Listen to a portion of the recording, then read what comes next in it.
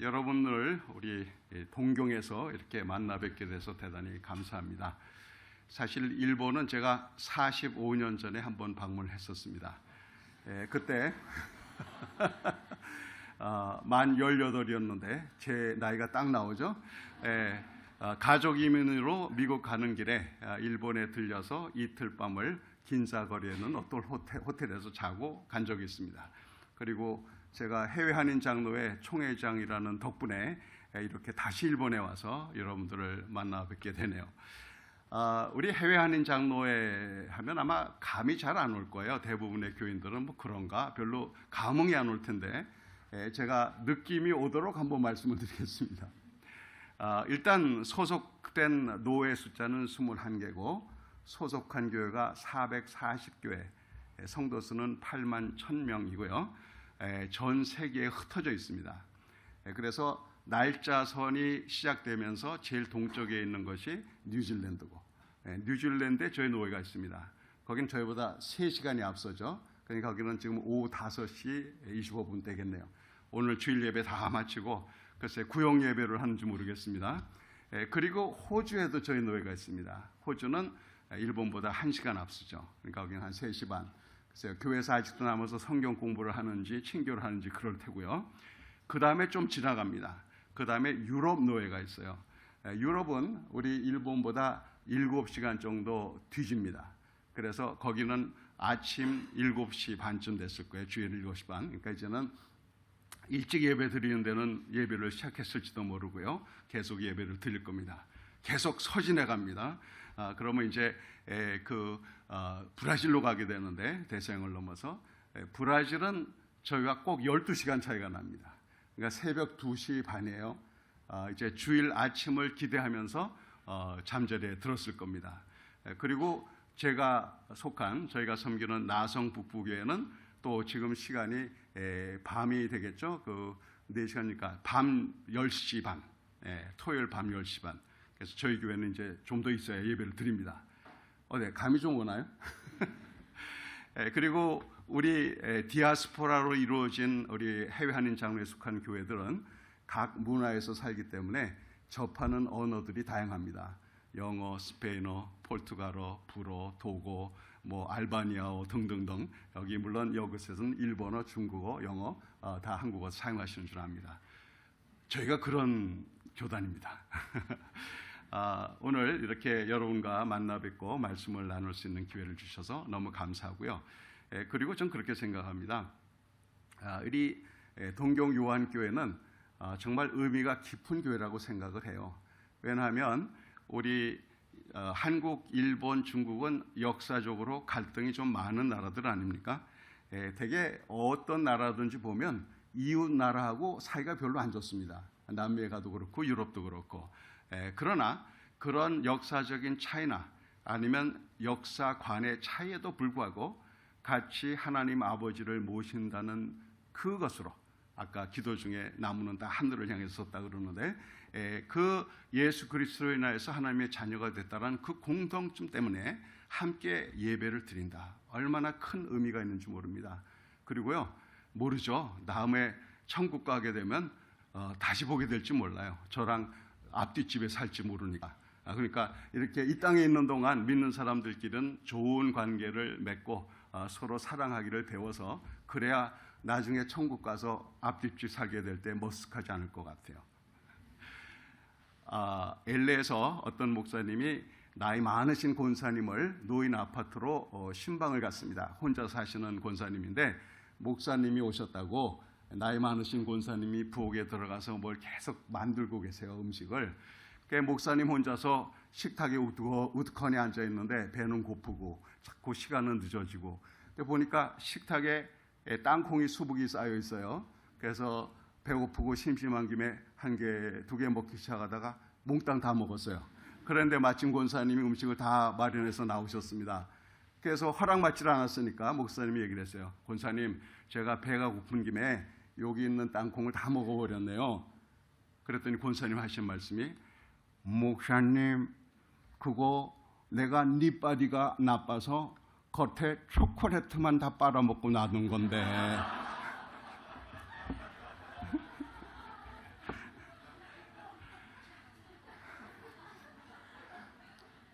이게 실화냐고 물어보신다면 모릅니다. 그런 얘기가 있는데 겉보기에는 깨끗해도 다를 수가 있어요. 내가 보기에, 내가 느끼기엔 문제가 없어 보여도 실제적으로는 문제가 있고 심각한 문제가 있고 어려움이 있을 수도 있습니다. 우리 이렇게 주일날 아침에 잘 단장하고 나와서 같이 찬양하고 예배드리고 하면 다 미남미녀고 다 모든 것이 잘 되는 것 같이 보입니다. 그러나 삶의 안을 들여다보면 여러 가지 고통도 있고 고민도 있고 좌절도 있고 정말 이건 어떻게 하면 좋을까 참 심각하게 어려운 문제도 있을 수 있어요. 자, 이런 가운데서 저희가 어떻게 하면 믿는 자답게 살아갈 수가 있는가, 어떻게 하면 신통방통하게 살아갈 수 있느냐, 그 얘기를 오늘 나누겠습니다. 자, 간단한 퀴즈입니다. 깨하고 소금을 섞으면 뭐가 됩니까? 다 잘 아시네요. 그럼 깨하고 설탕을 섞으면, 네, 깨하고 설탕을 섞으면 깨달음이 됩니다.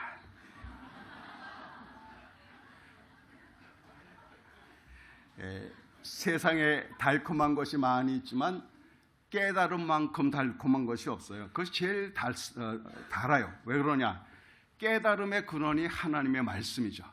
이 말씀이 정말 답니다. 그래서 시편 119편 103절에도 주의 말씀의 맛이 내게 어찌 그리 단지요? 내 입에 꿀보다 더 다니다. 이렇게 고백하고 있습니다. 여러분 신앙생활하면서 하나님의 말씀이 꿀보다 더 달다 하는 것을 경험해 보셨나요? 신앙생활하면서 예수를 믿으면서 하나님 말씀이 입에 꿀보다 더 달다라는 걸 경험하지 못했다면 참 안타까운 일입니다. 이 하나님의 말씀은 능력이 있어요. 하나님의 말씀은 우리의 영혼을 새롭게 해줍니다. 내 영혼이 든든할 수 있도록 해주세요. 그런데 깨달음이라는 것은 단순한 지식이 아닙니다. 몰랐던 정보를 알게 되는 게 아니에요. 성경에 그런 구절이 있어서 그리고 성경 공부 가운데 아니면 누가 말하는 가운데서 그래? 하고 정보 얻을 수 있어요. 좋습니다. 그러나 진정한 깨달음은 진리의 말씀이 내 가슴에 잘 박힌 목과 같이 박힐 때, 객관적인 말씀이 나의 말씀으로 주어질 때, 그때 진정한 깨달음이 있는 겁니다. 그런 깨달음이 있으면 내 생각과 삶의 자세와 감정들이 단순히 인간적인 차원이 아니라 하나님의 말씀에 사로잡히는 그런 놀라운 지경에 이를 수 있게 되는 겁니다. 오늘 본문 말씀 14절에 보면 내가 아버지의 말씀을 그들에게 주었사오매 세상이 그들을 미워하였사오니 이는 내가 세상에 속하지 아니함 같이 그들도 세상에 속하지 아니함으로 인함이니이다. 여기 사람의 신분이 다르다는 것을 말해줘요. 우리 예수 믿는 사람들은 비록 세상에서 살고 있지만 세상에 속하지 않은 사람들이다 말하고 있습니다. 그럼 우리를 똑같이 말하고 행동하고 먹고 살아가는 우리들이 세상 사람들과 구별되는 것이 뭐냐? 거룩한 것이 뭐냐? 바로 하나님의 말씀 아닙니까? 그래서 17절도 그들을 진리로 거룩해 하옵소서. 아버지의 말씀은 진리입니다. 하나님의 말씀이 깨달음으로 오게 될 때 우리는 세상과 구별된, 세상과 다른 삶을 살 수 있게 된다고 말하고 있습니다. 그래요. 진리인 하나님의 말씀이 우리를 변화시킵니다. 거룩하게 해줘요. 세상에는 수많은 철학, 사상, 주장, 과학적 이론들이 있습니다. 물론 세상을 살아가면 어느 정도 그런 지식도 필요해요. 그러나 우리의 삶을 정말 아름답게 하고 하나님 보시기에 참으로 거룩하게 변화시키는 것은 뭐냐? 바로 하나님의 말씀. 그리고 그 말씀이 깨달아질 때 개인화가 되고 내면화가 되고 바로 생활화가 되어지게 되는 겁니다. 세상의 다른 어떤 것도 우리 인생을 바꾸지 못합니다. 오로지 살아계신 하나님의 말씀만이 우리를 변화시킵니다.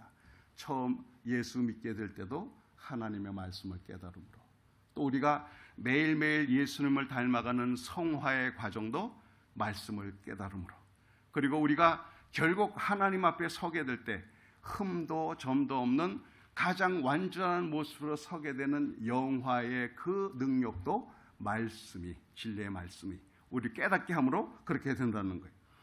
자, 그러면 이 귀한 말씀, 우리 신앙생활에 절대적으로 중요한 하나님의 말씀을 어떻게 깨달을 수 있느냐? 어떻게 깨달을 수 있을까요? 일단 관심을 가져야 됩니다. 관심을 가져야 돼요. 그래서 우리 동경요한교회에서 이렇게 성경 말씀 이제 2달 동안 이제 신구약을 다 읽나요? 네, 대단합니다. 저희 교회에서도 통통을 하는데 이 통통이 뭐냐면 큰 통독 90일. 90일 동안 신구약을 다 읽고 읽는 것뿐만 아니라 그 내용에 대해서 분석하고 설명하는 것까지 읽고 그래야 돼요. 그걸 여러 차례 해오고 있는데요.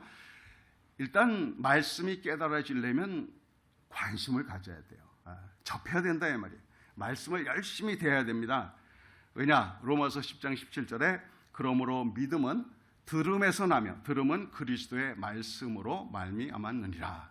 우리가 믿음 가운데 든든히 서려면 깨달으려면 하나님 말씀을 가까이 해야 합니다. 그리고요, 보통 사람들이 하나님 말씀 어렵다 생각하는데 그렇지 않습니다. 목사님들 성경 말씀을 다 알겠어요? 신학 박사님들 다 알겠습니까? 다 모릅니다. 그러나 하나님의 말씀이 깨달음으로 능력으로 오려고 하면 내가 열린 마음으로 성령님의 인도하심을 구하면, 비춰주심, 조명을 구하면 성령님은 그렇게 하세요. 왜냐하면 하나님께서 보통 사람들을 성령으로 감동하셔서 하나님의 말씀을, 성경을 기록하게 했습니다. 그래서 기본적인 신앙만 있다면, 예수님만 믿는 사람이라면 열린 마음으로 성령님께서 나를 깨닫게 해주세요. 그리고 성경을 집중해서 읽으면 깨달아지는 게 있습니다. 다 한다는 게 아니에요. 그러나 꼭 필요한 만큼 성령님께서 저를 깨닫게 해 주실 것입니다. 참 성경이 참 묘하지 않습니까? 여러 차례 읽었어요. 이미 아는 구절입니다. 그런데 어느 날 그 말씀을 읽을 때 갑자기 새로운 각도로 그 말씀이 깨달아지는 거예요. 지금 겪고 있는 가장 아픈 그 과정, 가장 힘든 그것을 딱 해결해 주듯이 깨달음으로 그 말씀이 다가옵니다. 이게 예수 믿는 맛이거든요. 하나님이 나와 함께 하신다는 증거거든요. 저 멀리 계신 분이 아니라 나와 함께 하면서 말씀을 깨닫게 해주셔서 격려도 해주시고 용기도 주시고 어떤 고난과 아픔도 이길 수 있는 힘을 주시는 것이 바로 깨달음을 통해서 주님이 하시는 말씀입니다. 그래서요, 저희가 이 험한 세상과 구별된 그런 믿는 자답게 살려고 하면 이 성경적인 사고방식, 성경적인 마인드를 가져야 됩니다. 이 성경적인 마인드, 사고방식, 성경적인 세계관을 갖고 있어야 하는데요.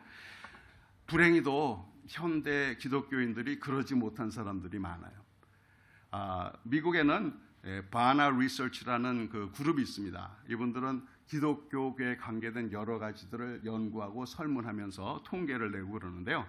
이 벌써 12년 전 통계인데 12년 전에 601명의 목회자를 대상으로 신앙의 6가지 핵심 사항을 짚어보는 것을 설문을 했습니다. 그 내용은 이런 거예요. 성경의 무호성, 성경은 종랑무하다. 그리고 예수 그리스도의 죄 없음, 죄 없는 분이 대속의 죽음을 죽으셨다는 거죠. 사탄의 존재, 하나님의 전지전능성, 은혜로만 얻는 구원, 선교에 대한 개인의 사명 등등 이 분야에 대해서 설문을 했어요. 그들의 신앙이 어떤지, 세계관이 어떤지 알기 위해서 조사를 해봤더니요,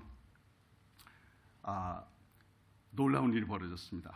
여긴 미국의 목회자예요. 미국 목사님들입니다. 자, 미국 목사님들 가운데 성경적인 세계관을 가지신 분이 한 몇 %쯤 될까요? 틀려도 되니까 말씀해 보세요. 한 3분의 1은 될 것 같아요? 한 90% 될 것 같아요? 아니에요. 51%입니다. 겨우 절반. 이게 목회자 얘기예요. 일반 얘기가 아니라. 자, 그 중에 미국 최대 교단은 남침례교예요. 남침례교는 그래도 제일 보수적이라고 보통 생각을 합니다. 근데 남침례교 속한 목사님 가운데 몇 % 정도가 성경적인 세계관을 가졌을까요? 71%. 그래도 다행이다가 아니라 저는 목사인데 29%그 보수적인 교단의 29% 도대체 뭐야? 그런 생각이 드는 거예요. 예. 또 그 다음에 큰 교단이 미국의 큰 교단이 연합감리교회인데요. 연합감리교회는 좀 진보적인 교단인 줄 알고 계시죠? 그 가운데는 몇 퍼센트의 목회자가 성경적인 세계관을 갖고 있느냐? 겨우 27%입니다. 4명 중 1명이에요. 불행한 일입니다. 자, 그리고 그럼 평신도들은 어떨까요? 평신도들은 대개 목사들보다 믿음이 좋죠? 네, 평신도들의 얼마 정도가 성경적인 세계관을 갖고 있을까요? 네, 9%입니다. 9%. 10명 중 1명도 안 돼요. 왜 우리 기독교가 이렇게 힘이 없는지, 교회에 왜 문제들이 있는지 답이 딱 나오죠?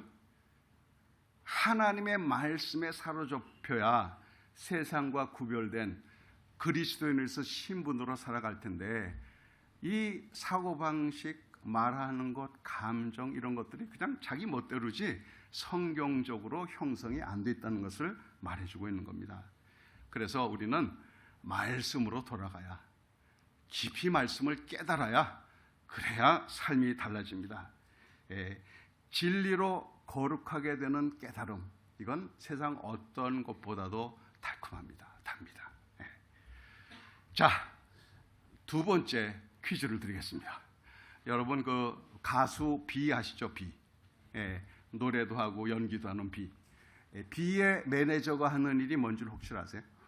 비의 매니저가 하는 일.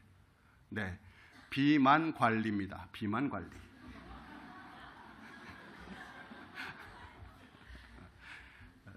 제 아재 개그가 그럴듯해요.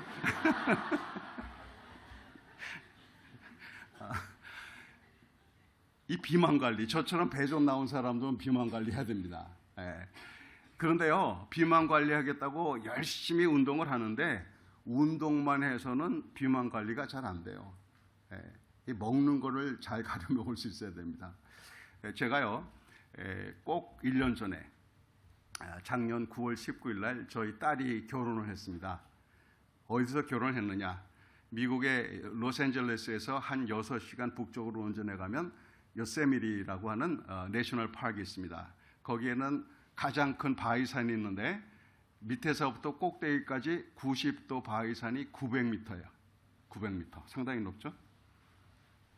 거기서 제가 제 딸을 주례를 해서 했습니다. 암벽을 타고 올라가서. 꼭대기까지 간 건 아니고요. 어떻게 된 건가 하면 저희 사위가 미국 사람인데 워낙 암벽 등반가예요. 근데 이제 저희 딸이 그 친구를 만나면서 암벽 등반을 배워서 자기들 결혼식을 자기들한테 의미 있는 것으로 하고 싶다. 처음에는 요세미티 국립공원에서 결혼식 한다는 게 요즘엔 야외 결혼식 하니까 그냥 그런 줄 알았어요. 그런데 얘기가 점점 달라지더라고요. 그래서 한 5개월 전부터 훈련을 받아서 4시간 산길을 걷고 저희 동네 또 암벽이 있는 바위산이 있습니다. 거기 가서 밧줄 타고 내려가고 올라가고 이렇게 한 5개월 훈련을 해서 드디어 거기 가서 결혼식을 했어요. 결혼식을 하는데 1시간 반을 가파른 산길을 걸어 올라가서 30m, 30m, 30m, 이 한 밧줄 한 구간이 30m예요. 90m 암벽을 기어 올라가서, 그리고 그 중간에 한 싱글 베드 정도 되는 면적이 있어요. 이렇게 평평한 데가. 거기에 신랑, 신부, 들러리들, 카메라맨 저 6명이 올라가서 결혼식을 했습니다. 대단하죠? 저도 제가 나이 62세가 돼서 생전 안 해보던 그런 짓을 하게 될 거라는 건 생각도 못했습니다. 그런데 은혜로 감사하게도 해냈어요. 근데 배가 안 들어가더라니까요. 운동 열심히 해도 배는 안 들어갑니다. 정말 배가 들어가려면 먹을 거를 조심을 해야 돼요. 그래요. 건강에 해로운 것, 몸의 지방층만 두껍게 하는 거 먹으면 안 되고요. 입에는 달콤하지만 건강에 도움이 안 되는 당분이라든지 또 신진대사와 또 이렇게 혈액순환을 방해하는 이런 음식도 조심할 수 있어야 됩니다. 그런데 건강식을 먹으려고 하면 우리 입맛을 새로 바꿔야 돼요. 현대인들은 인공적인 맛에 길들여져 있어서 자연 음식, 건강식 별로 맛없다고 생각합니다. 그러나 건강 음식의 그 고유의 식재료의 맛을 느끼게 되면 좀 달라질 수 있어요. 이거 뭔 소리인지 아는 사람은 건강식을 아는 사람이고요. 모르는 사람은 모르는 겁니다. 자, 이 몸의 건강을 위해서도 우리가 비만 관리를 먹을 것, 안 먹을 걸 가려야 되는데 우리 영적인 건강을 위해서도 비만 관리를 해야 됩니다. 있다고 아무거나 다 받아들이는 거 안 좋은 거예요. 보면 사람들 가운데 그 저장 강박증이라 그러던가요? 쌓아두기만 하고 버리지 못하는 사람들 있죠. 뭐 어느 정도 그런 사람이 있지만 심한 사람은 집안에 쓰레기, 새로 산 옷, 무슨 뭐 밥통에 쓰레기통에 다 싸고 차고차고 넘쳐서 방에 가득 차고 집안 전체 가득 차고 마당까지 넘치고 이런 분들이 있어요. 이게 뭔가 하면 쓸데 있는 것, 쓸데없는 것 구별 안 하고 버릴 거 버리지 않고 다 간직하기 때문에 문제예요. 우리 영적으로도 그렇습니다. 우리가 이 세상에 살면서 어느 정도 필요한 정보들이 있습니다. 그런데 요즘은 너무 쓸데없는 정보 홍수에 살아가는 것 같아요. 세상이 손바닥 세상이 됐잖아요. 이 스마트폰 하나만 있으면 지구 반대편 가도 까똑하고 이제 얘기할 수 있고, 그 다음에 그것만 있으면 온갖 정보들이 다 실시간으로 비디오로 들어옵니다. 관심 있을 수 있어요. 익사링 할 수 있습니다. 그러나 그것이 과연 우리의 영혼을 든든하게 만드느냐? 한번 심각하게 물어봐야 돼요. 이게 뭐 당장 닥쳤다고. 그래서 내가 뭐 그런 거 안 하면 꼭 뒤떨어질 것 같아서 그냥 하는데 사실 우리가 의도적으로 우리 마음에, 우리 영혼에 들어오는 것들에 대해서 차단할 건 차단하고 섭취하지 않을 건 섭취하지 않고 건강해서 섭취할 수 있도록 노력함이 필요합니다. 그래서 미국의 2세들은 이제 그 사순절 기간이나 아니면 이제 고난 주간을 맞으면 그 디지털 다이어트 혹은 미디어 다이어트 이렇게 말하면서 뭐 컴퓨터, 스마트폰, 뭐 TV 이런 거 보는 거를 줄이거나 아예 한동안 차단하는 그런 노력을 합니다. 그게 뭔가 하면 간단해요. 우리 마음이 여러 가지 잡다한 것으로 채워져 있으면 주님이 계실 곳이 없어요. 그렇지 않습니까? 세상 염려 근심으로 인해서도 마음이 둔하여지지만 잡다고 쓸데없는 것이 내 생각과 마음을 꽉 채우고 있으면 주님이 거하실 자리가 없어요. 얼핏 보면 많이 하는 것 같아요. 많은 걸 가진 것 같아요. 그러나 실제적으로는 가난하기 짝이 없는, 건강은 뭐 엉망인 그런 사람들이 얼마든지 있습니다. 그래서 비만 관리를 잘해야 됩니다. 육신적으로도 영적으로도 좀 줄일 건 줄이고 좀 치울 건 치우고 그러죠? 그래요. 마음의 여유를 가지고 시간을 내서 주님께 집중하는 거예요. 진정한 교제라는 것은 시간 안 들이고 되는 법이 없습니다. 주님과 긴밀한 교제를 만들려면 뭐 어느 수영에 가서 한번 탁 은혜 받는다고 되는 게 아니에요. 물론 그런 것도 필요합니다. 그러나 꾸준히 내 마음을 열고 주님이 거할 수 있는 자리를 내어드리고 그리고 주님과 교제를 할 때 내 영혼이 점점점 주님을 닮아가고 생활이 신앙화되는 역사가 나타나는 겁니다. 우리가 몸만 아니라 영적으로도 비만 관리를 해야 합니다. 자, 조그만 아이인데 말하는 게 참 어른스럽고 참 지혜롭다. 그럴 때 우리 보통 뭐라고 얘기해요? 그놈 참 신통방통하다 얘기하죠. 그 오늘 제목이에요. 신통방통하게 삽시다. 자, 그러면 신통방통이라는 말의 유래가 뭐냐 아시나요, 여러분? 저도 몰랐어요.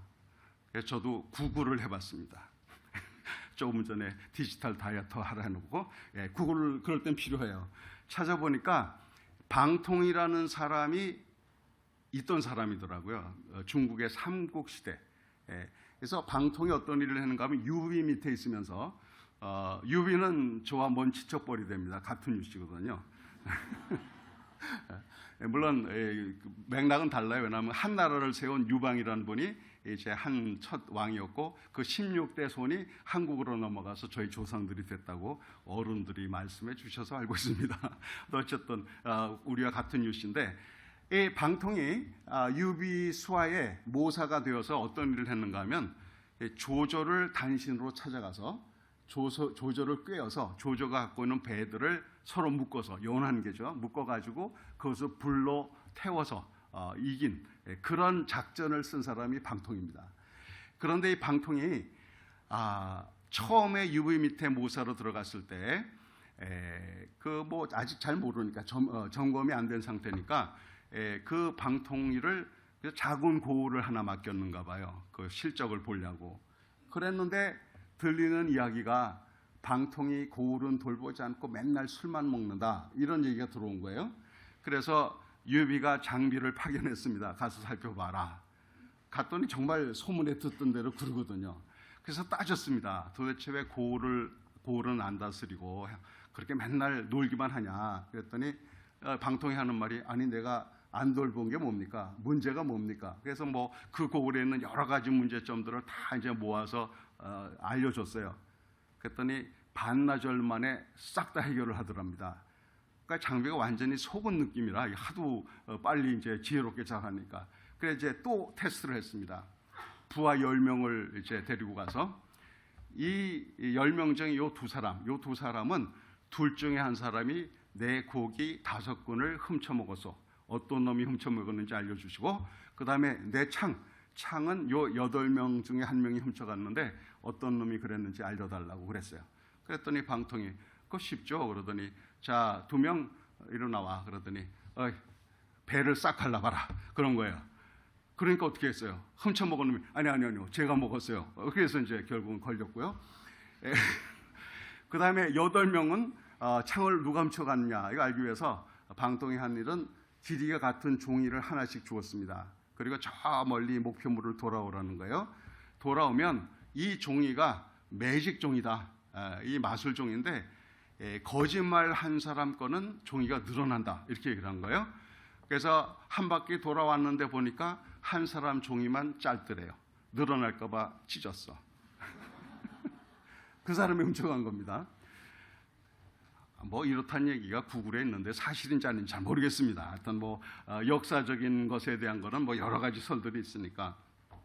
자, 여러분 혹시 신통하면 인통하고 물통한다 들어보셨나요? 저 같은 아재나 하는 얘기인가 본데 옛날 부흥 강사들이 그런 얘기 많이 했습니다. 신통하면 인통하고 물통한다. 즉 하나님과 잘 통하면 사람들과 잘 통하고 물질도 잘 통한다, 그런 얘기예요. 이 물질이 잘 통한다는 것이 뭐 돈 많이 번다 그런 의미가 아니라 사람마다 하나님께로 받는 부가 다르잖아요. 그러나 부자면 부자대로, 좀 모자라면 모자란 대로 잘 믿은 대로 관리를 하냐, 이게 중요한 거 아니에요. 그래서 하나님과 잘 통해야 사람과 잘 통하고 물통한다, 그 얘기예요. 그래서 거꾸로 얘기하면 물질 관리, 환경 관리에 좀 문제가 있고 대인 관계가 뭔가 좀 어렵다. 뭐 막힌 사람도 있고 미운 사람도 있고 용서가 안 되는 사람도 있고 괜히 싫은 사람도 있고 그렇다 그러면 내 성격이 나빠서 그랬거니 저 사람이 못돼서 그렇거니 그게 아니라요. 신통하지 못하기 때문에 그래요. 신통이 뭡니까? 우리 골로새서 1장 27절에 보면 사도 바울이 얘기를 해요. 나는 창세 전부터 감추었던 비밀을 알게 되므로 이 마지막 때 우리에게 알려진 그 비밀을 위해서 사역자가 일꾼이 되었다. 그러면서 하는 말이 뭔가 하면 이 창세 전부터 감추었다가 이제 나타난 비밀이 뭐냐를 말합니다. 그 비밀이 뭐라고요? 너희 안에 계신 그리스도라고 말합니다. 우리 믿는 사람 안에 그리스도가 계시다는 거예요. 이게 얼마나 놀라운 일입니까? 정말 신통방통한 일이죠. 나같이 부족하고 연약한 내 안에 영원하신 하나님이 같이 하신다? 말할 수 없는 복이죠. 그건 어떤 것을 의미합니까? 거룩하신 하나님이 거하신다는 건 뭐예요? 성전 삼으셨다는 것은 나를 거룩하다고 인정해 주신다는 거예요. 비록 우리가 도중의 사람들이라 아직 신앙적으로 완성 안 됐어요. 완성되기는커녕 여전히 과거의 잘못된 습관, 기억들이 우리의 발목을 잡을 수 있습니다. 그러나 누구든지 그리스도 안에 있으면 새로운 피조물이라 이전 것은 지나갔으니 보라 새 것이 되었도다. 그게 하나님께서 우리를 보시는 시각입니다. 그래서 우리를 의롭다, 거룩하다고 인정하시는 증거로 그리스도가 우리 안에 계신 거예요. 성령님이 우리를 성전으로 삼으신 겁니다. 이건 정말 놀라운 비밀 아닙니까? 근데 그거를 우리가 깨닫게 됐다. 그래서 내 안에 계신 그리스도가 가득 내 안에 계시고 나를 사로잡게 되면 그게 신통한 거예요. 하나님과 잘 통하는 겁니다. 성령 충만한 겁니다. 그렇잖아요? 네. 이전 내가 산 것이 아니라 오직 내 안에 그리스도께서 사신 것이다. 십자가에 돌아가신 그분이, 나를 위해서 희생하신 그분이 내 안에 살면서 내 말하는 것, 행동하는 것, 생각하는 것을 주관하실 수 있도록 나를 전폭적으로 맡겨드릴 때, 신통할 때 용서 안 되던 사람도 용서가 되고, 뭔가 주는 것 없이 미운 사람도 오히려 불쌍히 보이게 되고, 돈이 없어서 쩔쩔매던 사람도 있는 것이 족한 줄로 알게 되고 등등 놀라운 일이 벌어지는 거예요. 그것이 바로 신통방통한 삶인 거 아닙니까? 그리고 특히 우리 예수 믿는 사람들은 오늘 본문 말씀의 마지막 부분은 뭐예요? 왜 이렇게 우리 안에 계신 그리스도로 인해서 아버지와 아들과 성령이 하나인 것처럼 우리도 그리스도에서 하나가 되기를 구하고 세상에서 구별된 삶을 살기를 원하시는 이유가 뭡니까? 여기 20절에 보니까 내가 비옵는 것은 이 사람들만 위함이 아니요 또 그들의 말로 말미암아 나를 믿는 사람들도 위함이니 아버지여 아버지께서 내 안에 내가 아버지 안에 있는 것 같이 그들도 다 하나가 되어 우리 안에 있게 하사 세상으로 아버지께서 나를 보내신 것을 믿게 하옵소서. 우리 이 땅에서 증인으로 살아갑니다. 맞죠? 왜냐하면 세상 사람들은 영의 눈이 열리지 않았기 때문에 하나님을 볼 수가 없어요. 간혹 가다가 전도를 해보면 그렇게 요구하는 사람이 있어. 하나님 한번 보여줘봐요. 그럼 믿을게. 이미 그리스도가 내 안에 계신 분은 하나님 보여줄 수 있어요. 그러나 아직 그리스도를 모르는 자는 하나님 볼 눈이 없어요. 그들이 보는 건 뭐냐? 바로 저와 여러분을 보는 것 아닙니까? 저와 여러분을 통해서 하나님의 모습을 보는 거예요. 그렇기 때문에 우리가 성령 충만해야, 신통해야 바로 우리를 통해서 그리스도가 보여집니다. 저 사람은 말하는 게 그래도 뭔가 다른데? 저렇게 어렵고 힘든데 어떻게 저렇게 의연할 수 있지? 나 같으면 화를 내도 몇 번 화를 냈을 텐데 어떻게 저렇게 참지? 그게 어떻게 가능합니까? 바로 내 안에 계신 그리스도, 신통할 때 가능한 것 아닙니까? 저 여러분은 그렇게 불림을 받은 사람들입니다. 그래서 저와 여러분이 같이 교회를 이루고 주님을 따라 살지만 누구도 완성된 사람은 없어요. 그러나 우리는 매일매일 말씀을 깨달아, 그렇죠? 그리고 세상에 잡다한 것들을 절제하면서 그 말씀에 사로잡혀 신통방통한 삶을 살기를 원하는 사람들 아닙니까? 우리가 그렇게 살아갈 수 있다면 하나님도 기뻐하시겠지만 우리 영혼에도 세상이 주지 못하는 놀라운 기쁨과 만족이 충만하게 될 겁니다. 우리 동경 요한교회에 속한 모든 권석들은 그러한 날마다 그리스도를 닮아가는 신통방통한 삶을 살 수 있기를 바랍니다.